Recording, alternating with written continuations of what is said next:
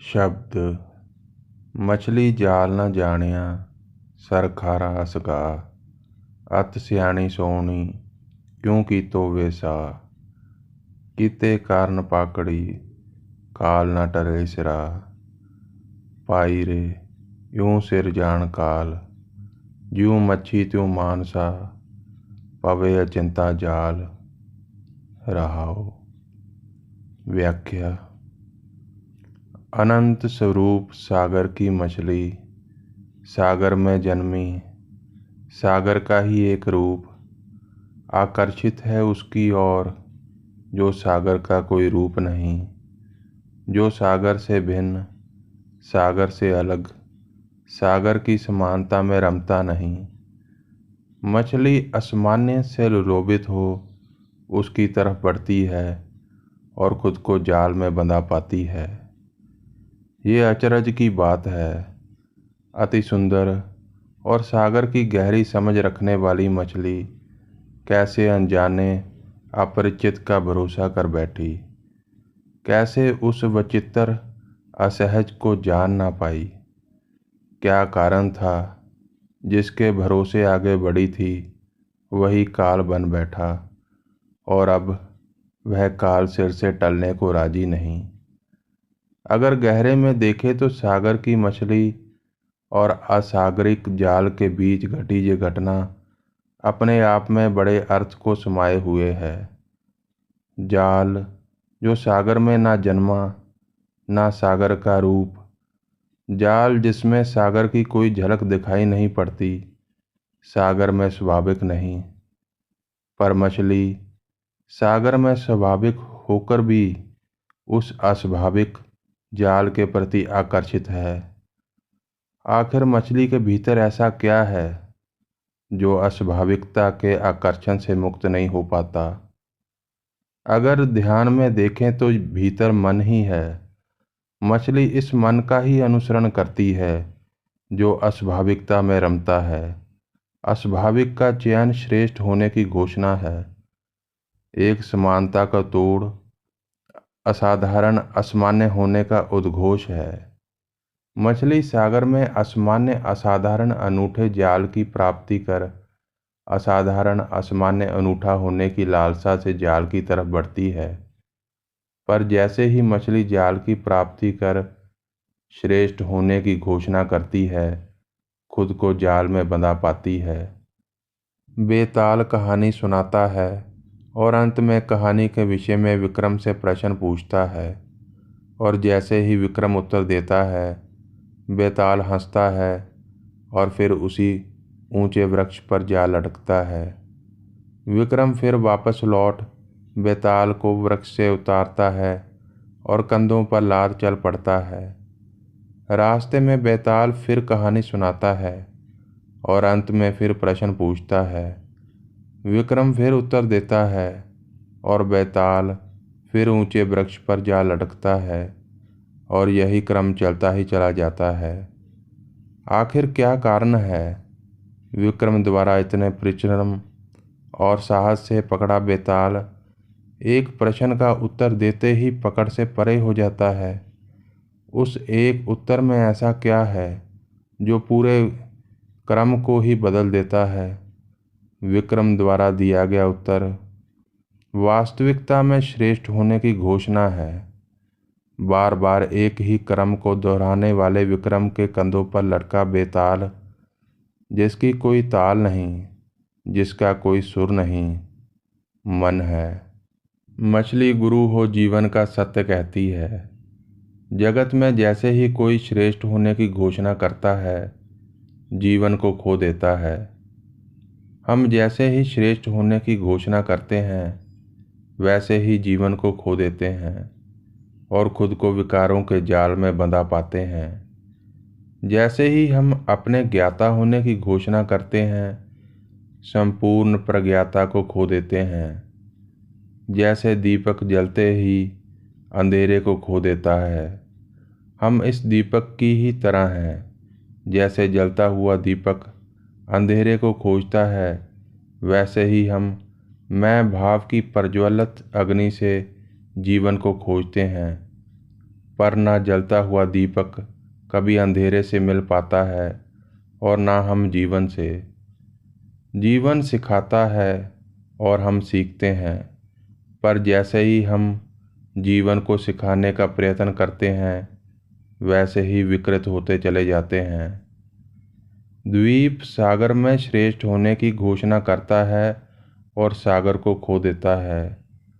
हम जैसे जैसे ऊंचे पर्वत पर चढ़ते चले जाते हैं वैसे वैसे प्राणों की सांसें टूटने लगती हैं, प्राण वायु साथ छोड़ती चली जाती है।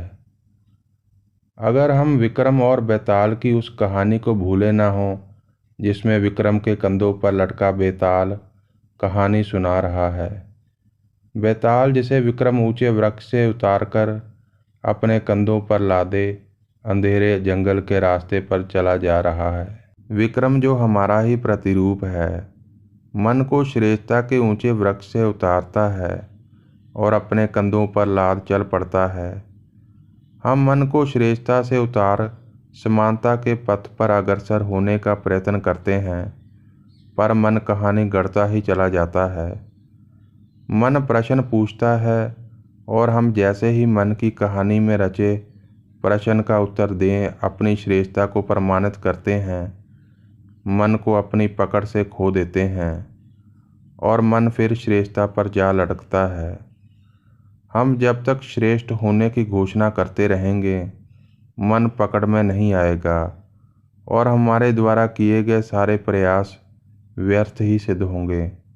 विक्रम जब तक प्रश्नों के उत्तर देता रहा तब तक बेताल को उसने वृक्ष पर लटका ही पाया, पर जैसे ही उसने प्रश्नों के उत्तर देना बंद कर परिणाम को चुना, बेताल ऊंचे वृक्ष पर फिर लौट ना सका।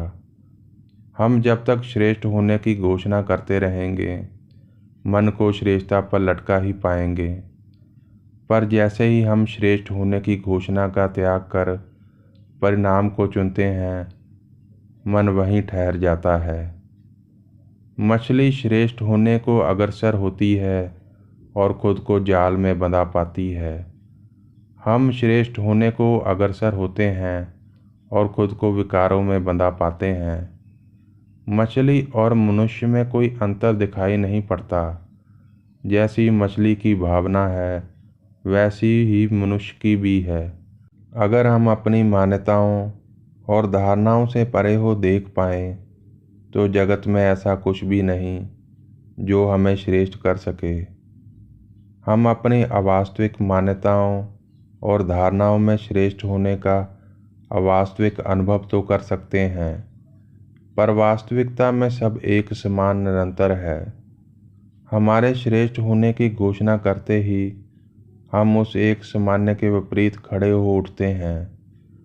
हम अपने निरंतर स्वरूप को बांधने का प्रयास करते हैं, पर जिसका स्वभाव ही निरंतर है वह बांधते ही विकृत हो नष्ट होने लगता है। मनुष्य सत्य को बूझ नहीं पाता और विकृत से विकृत होता चला जाता है। मनुष्य की दुविधा यही है कि वह असाधारण व्यक्त होना चाहता है, चाहे शब्दों से चाहे कर्मों से, पर ऐसा कोई शब्द नहीं जो मनुष्य को असाधारण व्यक्त कर सके। ऐसा कोई कर्म नहीं जो मनुष्य को श्रेष्ठ कर सके। मनुष्य का श्रेष्ठता के पीछे भागना मृग तृष्णा के पीछे भागने जैसा ही है। मृग तृष्णा के पीछे भागता है और खुद को ठगा पाता है। हम अपने ख्यालों में ही भटकते हैं। जैसे पक्षी खाली आकाश में ऊंचे से ऊंचा उड़ता चला जाता है, बिना सोचे कि उसकी वास्तविकता को सहारा देने के लिए धरातल के सिवा कोई और राजी ना होगा। पक्षी ऊंचे आकाश के चिंतन में उड़ता ही चला जाता है और खुद को अनजाने अपरिचित आकाश में असहाय ही पाता है।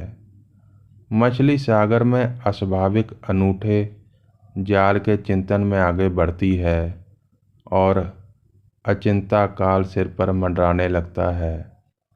हम असामान्य असाधारण का चिंतन करते हैं और अचिंत्य विकारों में स्वयं को घिरा पाते हैं। फिर मन हंसता है और श्रेष्ठता के ऊंचे वृक्ष पर जा लटकता है। शब्द। सब जग बाधो काल को, बिन गुर काल अफार। सच रत्ते से उबरे, दुविधा छोड़ विकार। हाउ तिनके बलिहार ने, दर सच्चे सचियार। व्याख्या। संपूर्ण जगत काल में बंधा है। कुछ भी ऐसा नहीं जो काल से परे हो। गहरे महासागर के तल से ऊंचे आकाश तक काल का ही वर्चस्व दिखाई पड़ता है। और अगर इस अंतहीन आकाश में गहरे से गहरे उतरकर भी देख पाएं तो कुछ भी काल की सत्ता से परे दिखाई नहीं पड़ेगा। संपूर्ण सृष्टि काल में ही बंधी है। विराट सूर्य प्रकाशमयी है, क्योंकि महाविराट काल वहीं उपस्थित है। सूर्य अंतहीन काल से जन्मा, काल का ही एक रूप, काल में जीकर काल में ही समा जाएगा। जैसे काले बादलों में कौंधती बिजली काले बादलों में प्रकट हो काले बादलों में ही समा जाती है। प्रकाश काल में ही प्रकट होता है। प्रकाश में प्रकाश प्रकट हो ऐसा संभव नहीं।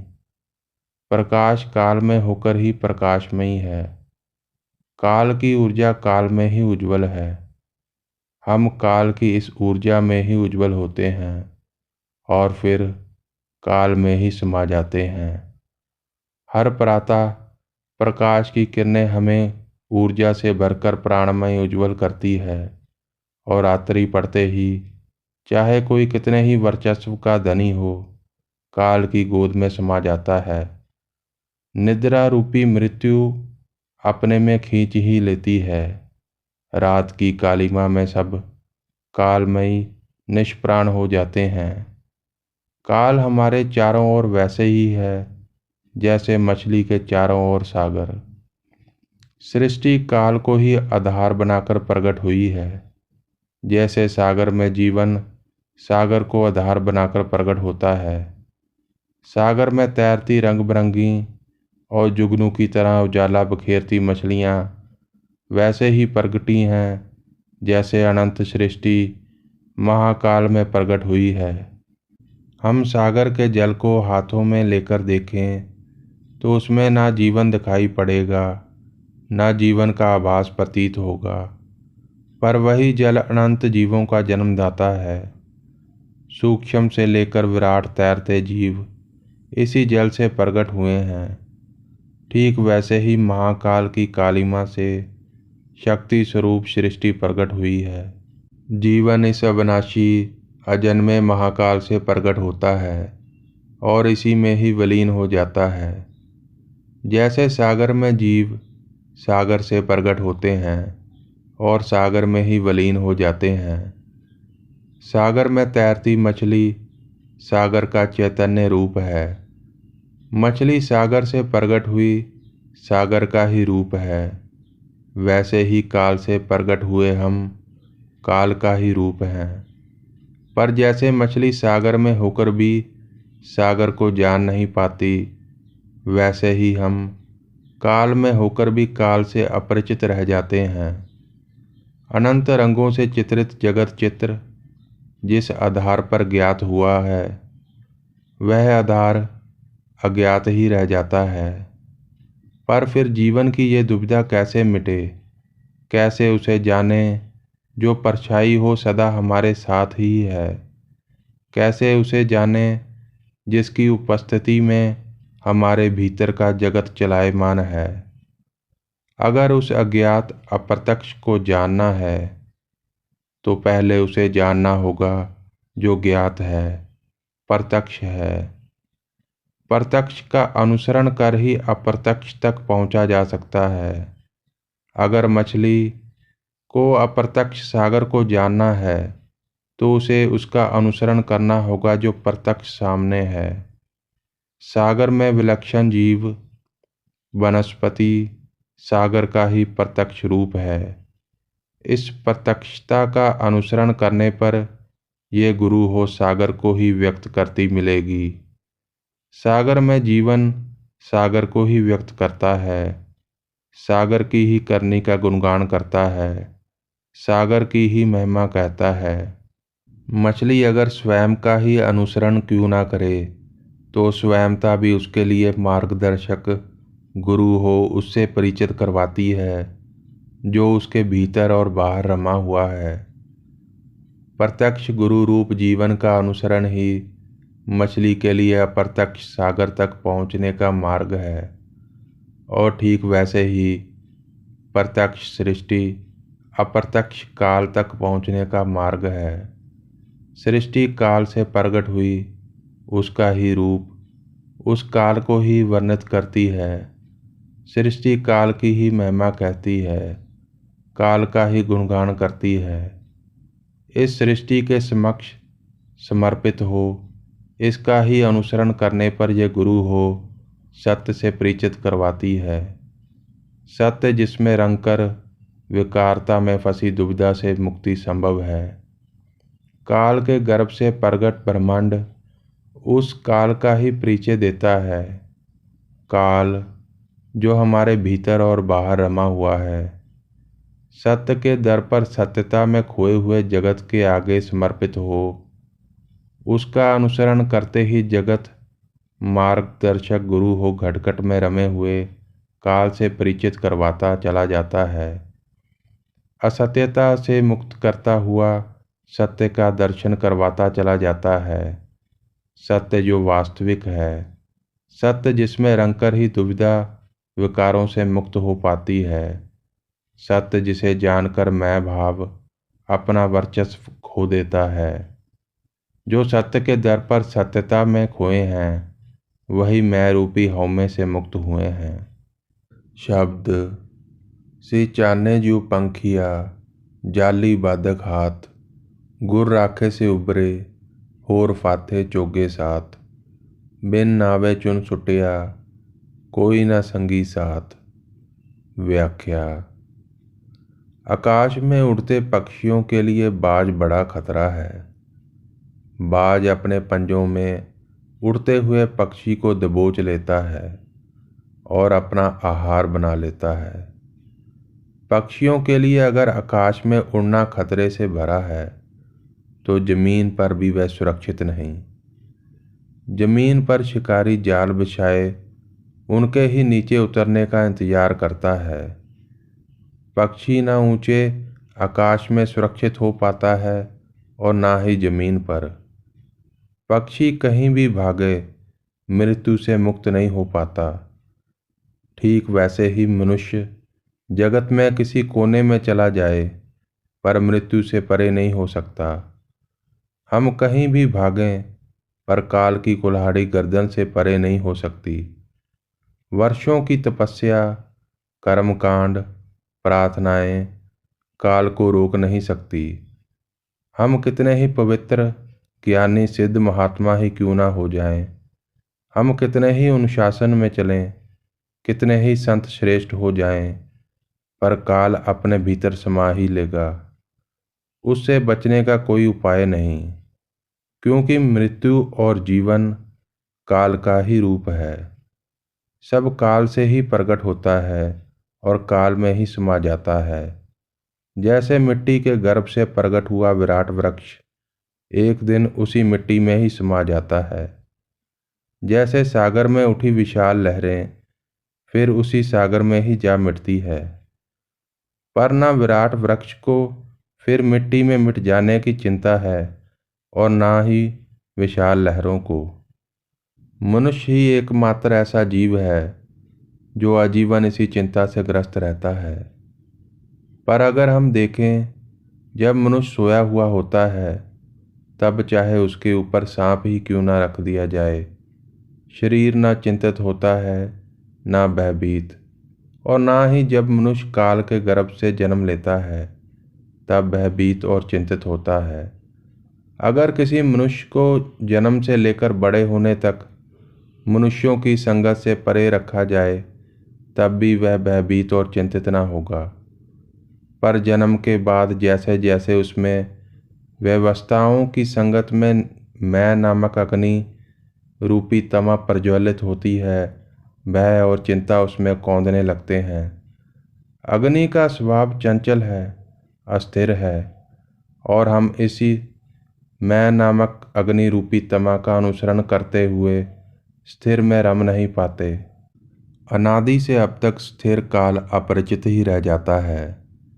तमा से परे आत्म का दर्शन संभव नहीं हो पाता।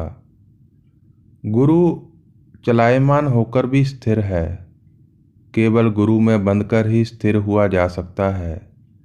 जैसे प्रचंड वेग से बहती लहरें महासागर में गिरकर स्थिर हो जाती हैं, गुरु महासागर की तरह ही है। लहरों की तरह गमन करती अस्थिर तमा इसी महासागर में गिरकर स्थिर हो जाती है, महासागर का ही एक रूप हो जाती है।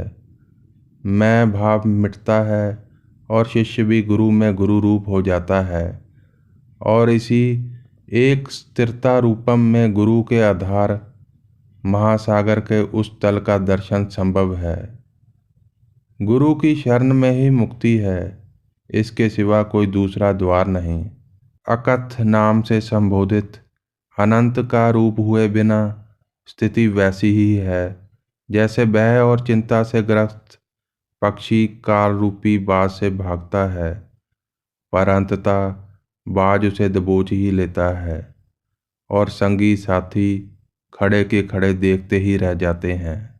शब्द सच्चो सच्चा आखिए, सच्चे सच्चा थान, जिन्नी सच्चा मन्निया, तिन मन सच ध्यान, मनमुख सूचे जानिया, गुरमुख जिना ज्ञान। व्याख्या। वो सच्चा है, कोई कहीं भी समय के किसी खंड में उसे व्यक्त करे तो वह वैसे ही व्यक्त होगा जैसा वह वर्षों से व्यक्त होता आया है। वह सत्य है, जहाँ भी देखें उसका ही वर्चस्व है, उस साचे का सच्चा स्थान है। सत्य जो वास्तविक है, जिसे किसी कल्पना से किसी मान्यता से गढ़ा नहीं गया। अनंत सृष्टि हर क्षण जिसका गुणगान करती है, जिसकी महिमा कहती है, उस साचे को ही कहना होगा, उसके ही गुणों का गान करना होगा।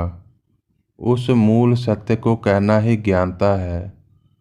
जिन्होंने सत्य के आगे समर्पित हो उसे स्वीकारा है, उनका मन ही सत्य के ध्यान में जुड़ पाया है। जो सत्य गुरु का अनुसरण कर सतगुरु में छिपे ज्ञान को जान पाए हैं, उनके ही मुख और मन वास्तव में पवित्र हुए हैं। शब्द सतगुर आगे अरदास कर, साजन देई मिलाए, साजन मिले सुख पाया, जमदूत मुए बिख खाए, नावे अंदर हऊँ वसा, नाव वसे मन आए। व्याख्या। अगर गहरे में देखें तो संपूर्ण अस्तित्व एक प्रेम की धारा में बंधा पाएंगे। वह मूल जो सागर की तरह रमा हुआ है, एक प्रीतम की तरह संपूर्ण रचना को अपने साथ बांधे हुए है, और रचना प्रेमिका की तरह उसका ही अनुसरण करती है। अगर वह बल है तो सृष्टि उस बल में रमन करती ऊर्जा है। वह सृष्टा आधार है और सृष्टि उस आधार पर ही खड़ी है। सृष्टि अपने आधार को ही व्यक्त करती है, जिसके बल पर वह चलायमान है। जैसे स्थिर पत्थर के बल पर कुम्हार का अस्थिर चाक चलायमान होता है, सृष्टि के मंथन में उतरकर ही उस मूल आधार का दर्शन संभव है। इस सृष्टि का अनुसरण करने पर यह मार्गदर्शक गुरु हो जाती है उस प्रीतम तक पहुँचने का। इस साचे गुरु के आगे समर्पित हो प्रार्थना करें कि उस प्रीतम से मिलन करवा दे जो समस्त का आधार है। सतगुरु माया के मोह से मुक्त कर उस प्रीतम के दर्शन करवाता है जो कण कण में रमा हुआ है। उस साचे प्रीतम के मिलन में ही मृत्यु के भय और चिंता से मुक्ति है।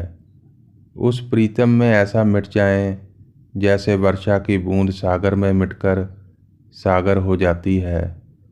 उस प्रीतम में अपने होने का मैं भाव खो जाए और उस प्रीतम की मैं का वर्चस्व ही मन में गुंजायमान हो। शब्द बाज गुरु गुबार है, बिन शब्दे बूझ न पाए। गुरमति प्रकाश होए, सच रहे लिवलाए। तिथे काल न संचरे, ज्योति ज्योत समाए। व्याख्या जगत काल से जन्मा, काल का ही रूप काल की प्रभुता में निर्भय हो विचरण करता है। जब हम इस जगत के मंथन में उतरते हैं तो ये गुरु हो सत्यता को व्यक्त करता चला जाता है। गुरु जिसमें उस एक का शब्द गुंजायमान है, शब्द जो उस एक का उच्चारण है, शब्द जो मनुष्य की रची वाणी से परे वास्तविक सत्य का दर्शन है। कमल पुष्प की तरह मलिनता से निकाल निर्मलता में प्रकट करता है। शब्द जो माया के भ्रम से मुक्त कर जगत की वास्तविकता में आंखें खोलता है, जहाँ मैं होने का भाव मिट जाता है और संपूर्ण ही बाकी बचता है। जब तक हम गुरु का अनुसरण कर अपने रचे शब्दों से मुक्त हो गुरु में समाये उस अनकहे शब्द को सुनने का यत्न नहीं करते, सत्य समझ से परे ही रहता है। हम वास्तविकता में होकर भी अवास्तविकता में जीते हैं, पर जब कोई अवास्तविकता से परे वास्तविकता को जानने का यत्न करता है, तब ये वास्तविकता गुरु हो जाती है और इसमें समाया शब्द सेतु हो जाता है सत्य तक पहुँचने का। यहाँ अपनी समझ मिटती है और जगत रूपी गुरु की समझ का प्रकाश हो जाता है। सत्य जीवन का अटूट हिस्सा हो जाता है। ज्योति में ज्योत मिल जाती है, फिर मृत्यु की चिंता और भय कभी पहुंच नहीं पाते। शब्द तू है साजन, तू सुजान, तू आपे मेलनहार। गुरु शब्दी सलाइए, अंत ना पारावार। तिथे काल ना अपड़े, जिथे गुर का शब्द अपार। व्याख्या तुम ही प्रीतम हो, तुम ही श्रेष्ठ ज्ञाता, तुम ही अपने में मिलाने में सक्षम हो। गुरु के शब्दों में सराहे अंतहीन असीम हो। जहाँ गुरु का शब्द अपार गुंजायमान है, वहाँ काल रूपी मृत्यु का चिंतन पहुँच नहीं पाता। शब्द हुक्मी सबे उपजया, हुक्मी कार कमाए। हुक्मी काल वास है, हुक्मी सच समाए। नानक जो दिस पावे, सो ध्याए। इना जनता वस किछ नाए। व्याख्या उस कर्ता के हुक्म से ही सब प्रकट हुआ है। उसके हुक्म के अनुसार ही सब अपने कार्य में लगे हैं। जैसा वह कर्ता चाहता है, वैसा ही सब अपने अपने जीवन की क्रिया को करते चले जाते हैं। जैसे रचयिता चाहता है, रचना वैसे ही विचरण करती है। जैसा वह चाहता है, हम वैसे ही देखते हैं, वैसे ही सुनते हैं, वैसे ही सांस लेते हैं, वैसे ही खाते हैं और वैसे ही मिलाप कर जगत के निरंतर चलते चक्र में सहायक बन जाते हैं। संपूर्ण शरीर उसके हुक्म का अनुसरण करता हुआ कार्यरत है। जैसा वह चाहता है, हम वैसे ही जागते हैं और वैसे ही सो जाते हैं। वह जैसा जो हमसे चाहता है ले लेता है और वह जैसा चाहता है वैसा ही देता है। हर जीव के अनुसार आहार उपलब्ध है। कोई ऐसा जीव नहीं जो अस्तित्व में हो और उसका आहार उपलब्ध ना हो। जल थल नभ जहाँ कहीं भी जैसे भी जीव हैं, वैसे ही उनके लिए आहार उपलब्ध हैं और जीवन की व्यवस्थाएं निर्मित है। वह गणतज्ञ सबको एक ही गणना में साधे हुए है। उसके हुक्म के अनुसार ही सब कार रूपी मृत्यु के अधीन हैं। उसके हुक्म से ही सत्य की बहती धारा में समाये हुए हैं।